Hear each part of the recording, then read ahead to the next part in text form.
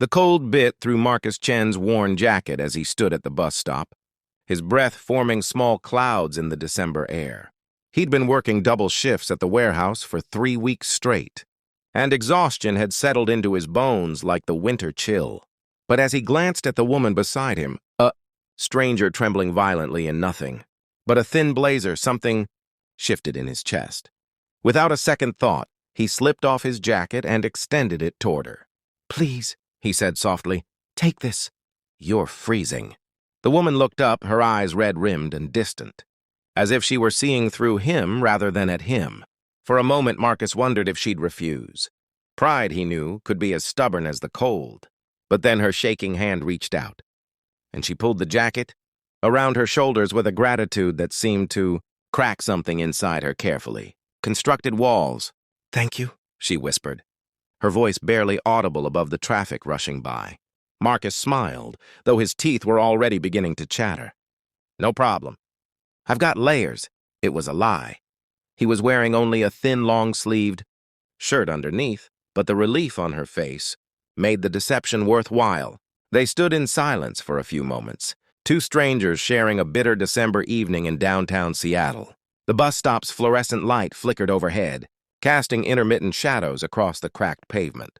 Marcus checked his phone, 11:47. PM, the last bus would arrive in 8 minutes. Then he'd face the 2-mile. Walk home because his car had broken. Down last week and repairs weren't in the budget. "Rough night?" Marcus asked, more to distract himself from the cold than anything else. The woman laughed, but it was hollow, brittle. "You could say that." She pulled his jacket tighter. "Rough year, actually, rough life decision." Marcus nodded, understanding that sometimes strangers needed to talk without being questioned. He'd been there himself, those moments, when the weight of everything became too heavy to carry alone. "I sat in my office tonight," she continued, staring at the empty street, "and realized I couldn't remember the last time I did something kind. Not strategically kind, not networking kind, just human kind." She turned to look at him, really look at him, for the first time. "Then I walked out, left everything, my purse, my phone, my car keys, just walked."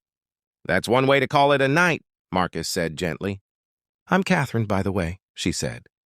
"And I just threw away a 20-year career." "Marcus, and maybe you didn't throw it away. Maybe you just set it down for a minute." Catherine smiled, a real smile this time, small but genuine.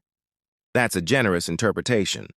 The bus arrived with a hydraulic hiss, its doors opening to reveal the tired driver and empty seats. Marcus gestured for Catherine to go first, but she hesitated. "Where are you headed?" she asked. "Rainier Valley, you?" "I have no idea," she admitted. "I don't even know where I live without my phone's GPS." Marcus made a decision. "Come on. There's an all-night diner 2 blocks from my place. Best coffee in Seattle, according to absolutely no one. But it's hot and they won't kick us out." They sat in a cracked vinyl booth at Rosie's Diner while rain began to pepper the windows. Marcus ordered 2 coffees and a plate of fries to share, watching his meager tips dwindle but not caring. Catherine wrapped her hands around the chipped mug, and slowly the story spilled out. She was the CEO of Meridian Tech Solutions, a software company she'd built from nothing into a $200 million empire. Tonight she'd been preparing for a board meeting where she would present plans to lay off 300 employees, good people with families, mortgages, dreams, to boost quarterly profits and satisfy investors who cared only about numbers on spreadsheets. "I wrote the speech," she said, her voice cracking. "Rehearsed it 20 times. Corporate language designed to make devastation sound like strategic repositioning. And then I looked at the list of names and I saw my own father." Marcus listened as she explained. Her father had been laid off when she was 12, a factory worker dismissed without ceremony, without dignity. She remembered how he'd aged overnight, how shame had bent his shoulders, how their family had struggled. That memory had driven her ambition, fueled her climb to the top. "I became everything I hated," Catherine whispered. "I became the person who makes those lists." "But you walked away," Marcus pointed out. "That counts for something. Walking away doesn't help those 300 people. It just makes me a coward." Marcus ate a fry, considering his words carefully. My dad was laid off too. 3 years ago. Computer manufacturing plant. He was 58 and suddenly he was obsolete. He paused. But you know what he told me? He said the worst part wasn't losing the job. It was that his boss, a guy he'd worked with for 15 years, couldn't even look him in the eye when it happened. Dad said, Marcus, if someone has to deliver bad news, at least they can deliver it like a human being. Catherine absorbed this, her eyes glistening. What did your father do? Found work as a janitor at a community college. Took a massive pay cut. But here's the thing, he says he's happier. The students know his name. He mentors some of them. He's not a number anymore. He's a person. Marcus leaned forward. I'm not saying layoffs don't hurt. They do. But maybe the question isn't just whether to do it. Sometimes business is business. Maybe the question is how you do it, who you are while you're doing it. They talked until 3 a.m. Two people from completely different worlds finding common ground in their shared humanity.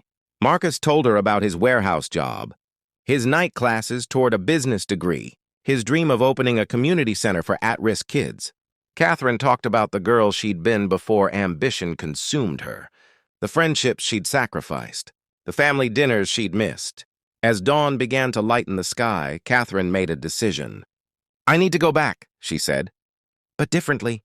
Marcus called her a cab from the diner's phone. Before she left, Catherine carefully folded his jacket and handed it back. Keep it, Marcus said. Consider it a loan.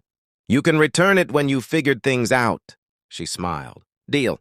3 months later, Marcus was in his warehouse supervisor's office, being told he was being promoted to the new community outreach coordinator position, a role that didn't previously exist.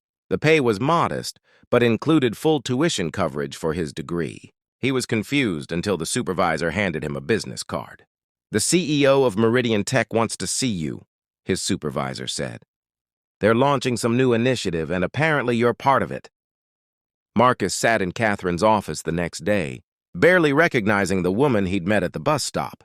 She wore a sharp suit, and her hair was professionally styled, but when she smiled, he saw the same person who'd shivered in his jacket. I went back, Catherine said. I canceled the layoffs and instead restructured executive compensation. Starting with my own salary, I took a 60% pay cut. The board wasn't thrilled, but I reminded them that I'm still the majority shareholder. We kept all 300 employees. That's incredible, Marcus said. That's not why you're here. Catherine slid a folder across her desk. I'm launching a new division, Meridian Community Partners. We're going to work with warehouses, factories, and service industries to create pathways for workers to transition into tech. Training programs, mentorships, educational support. I need someone to run it, someone who understands both sides, someone who gives away his jacket on a cold night. Marcus stared at the folder, his heart racing. Catherine, I'm not qualified. I haven't even finished my degree. You're the most qualified person I know. You understand something that most business leaders never learn. People aren't resources to be managed. They're humans to be valued. She paused. Your father, is he still working at the community college? Yes, why? Because I'd like to offer him a position too. Director of Worker Dignity. It's a newly created role. His job would be to ensure that in everything we do, hiring, firing, restructuring, we treat people like people. That we look them in the eye. Marcus felt tears building. He'd love that. He'd be perfect for that. I know. Catherine pulled something from her drawer. Marcus's jacket. Professionally cleaned and neatly folded. I believe I owe you this. With interest. Over the next 2 years, Marcus and his father built something remarkable. They created programs that helped over 5,000 workers transition into new careers. They established a model that 20 other companies adopted. They proved that profitability and humanity weren't mutually exclusive. But more than that, they created a ripple effect. Catherine began speaking at conferences about the night she walked away from her office and met a stranger at a bus stop. Marcus shared his story in community centers across the country. The message spread. Small acts of kindness can change everything. One evening, Marcus and Catherine stood together at the same bus stop where they'd first met. It was December again, the air sharp with winter's bite. They were waiting for a local news crew who wanted to interview them about Meridian Community Partners' success. You know what's funny? Catherine said. If you hadn't offered me your jacket that night, I might have gone through with it. I might have destroyed 300 lives and lost my own soul in the process. And if you hadn't been there, Marcus replied, I might still be stuck in the same place, believing that people like me don't get opportunities. That kindness is nice, but it doesn't change anything real. A young woman approached the bus stop, shivering in a thin coat.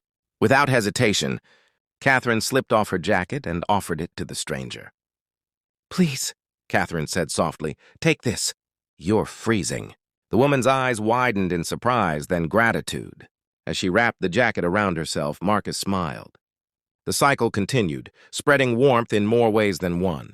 Because that's the thing about kindness. It's never really about the jacket. It's about remembering that we're all standing at the same bus stop, waiting in the cold, hoping that someone will see us not as strangers or statistics, but as human beings deserving of dignity, warmth, and a little unexpected grace. And sometimes, one simple gesture on a bitter December night can rewrite not just 2 lives, but thousands, proving that the most powerful business strategy isn't found in boardrooms or quarterly reports. It's found in the basic human instinct to offer your jacket to someone who's shivering, expecting nothing in return except the quiet satisfaction of knowing you made the world a little warmer. That's the investment that always pays dividends. That's the bottom line that truly matters.